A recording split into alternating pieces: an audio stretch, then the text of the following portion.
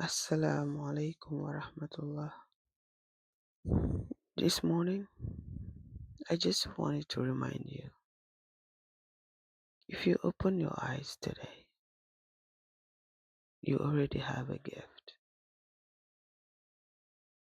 If you took a breath, that's another gift. Sometimes we wait for something big to say Alhamdulillah. But the truth is,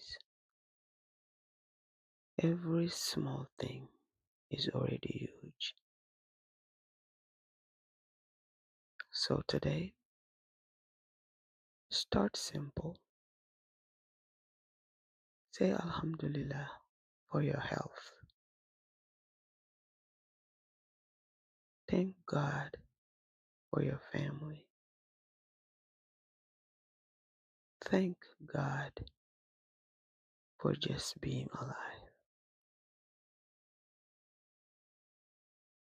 Because when you thank Allah for the small things, He multiplies the blessings.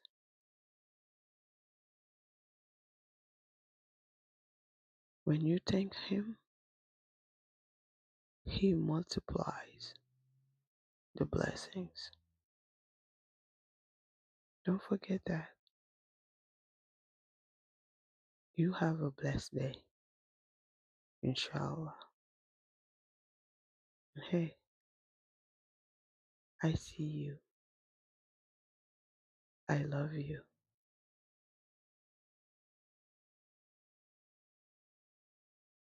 Assalamu alaikum wa rahmatullah.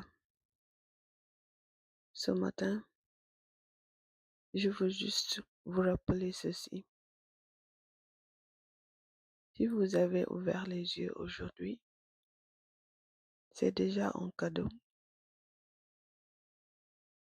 Si vous avez pris une respiration, c'est encore un autre cadeau. Parfois,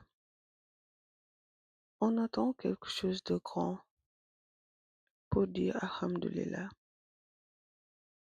Mais en vérité, chaque petite chose est déjà énorme. Alors aujourd'hui, commencez simple. Dites Alhamdoulilah pour votre santé. Merci à Dieu pour votre famille. Merci à Dieu pour être en vie. Parce que quand on remercie Allah pour les petites choses, il multiplie les bénédictions. N'oublie pas ça.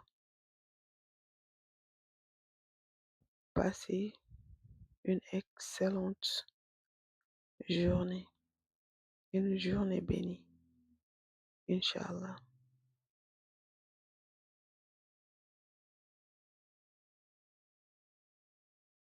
Assalamu alaikum wa rahmatullah. Tey jii dama leen bëgg a fàttali, bu dee yeewu nga tey, loolu rekk kado la ci yow. Bu dee yaa ngi noyyi, muy beneen kado. Des fois dañuy bëgg xaar ba am lu rëy di dooga wax jërëjëf yàlla. Te pourtant yu ndaw yi dara la, yu ndaw yi dafa am solo, nañ ci bàyyi xel. Moo tax tey dama bëgg nga wax jërëjëf yàlla ci wérgu yaram gi nga am.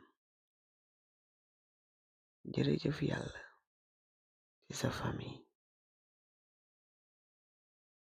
Jërëjëf yàlla ndax yaa ngi dund ba léegi.